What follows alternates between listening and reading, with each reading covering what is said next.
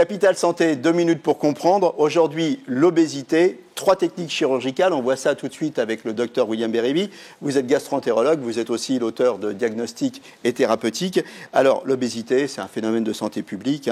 Nombreuses complications de l'obésité, diabète, cholestérol, les maladies cardiovasculaires, le mal de dos, les articulations, moins d'espérance de vie, stigmatisation, enfin bref.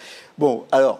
3 techniques chirurgicales. Alors, déjà, comment ça se passe? On peut positionner juste le problème en 2 secondes. Il y a 7 millions d'obèses en France, donc c'est considérable. Et ça augmente. Et ça augmente de plus en plus. Et pratiquement un patient sur 2 en surpoids. Okay. Et on définit donc l'obésité par de obèse, c'est à partir de quand? Voilà, 30 km², donc poids sur taille au carré, donc 30 kg, obésité modérée. Et ça va jusqu'à ce qu'on appelle le super obèse, où là, l'IMC est supérieur à 50 km². Bon, donc dans de plus en plus de cas, les gens ont recours à la chirurgie. 3 techniques. L'anneau gastrique. J'y arrive. Qui est connu. Oui. Alors, dans les complications, vous n'avez pas cité les problèmes hépatiques, très importants. Stéatohépatite non alcoolique, donc les NASH. Oui, c'est vrai, on en avait parlé dans cette émission. Tout à fait. Absolument. Le risque de cirrhose et le risque de cancer du foie. Et donc, il faut maigrir, restriction pondérale. Et puis, parfois, il faut avoir de l'exercice physique régulier, ça c'est hyper important.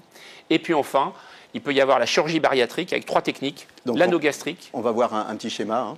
La sleeve, gastrectomie, et le gastric bypass. Alors, différence entre bypass et sleeve. Sleeve, ça veut dire poche en anglais. Voilà, alors sleeve, ça veut dire qu'on va enlever 3/4 de l'estomac. Voilà. Donc il y aura moins de place, voilà. On mangera moins. On enlève 3/4, il reste 1/4, donc du coup, l'estomac, on aura plus faim très rapidement. Et le bypass, on court-circuite l'intestin grêle, on enlève 1,50 m d'intestin grêle dans l'absorption, donc du coup, moins d'aliments sont absorbés. Mais la particularité de cette intervention, c'est qu'il faut supplémenter en vitamines toute la vie, parce que sinon, il y a des carences.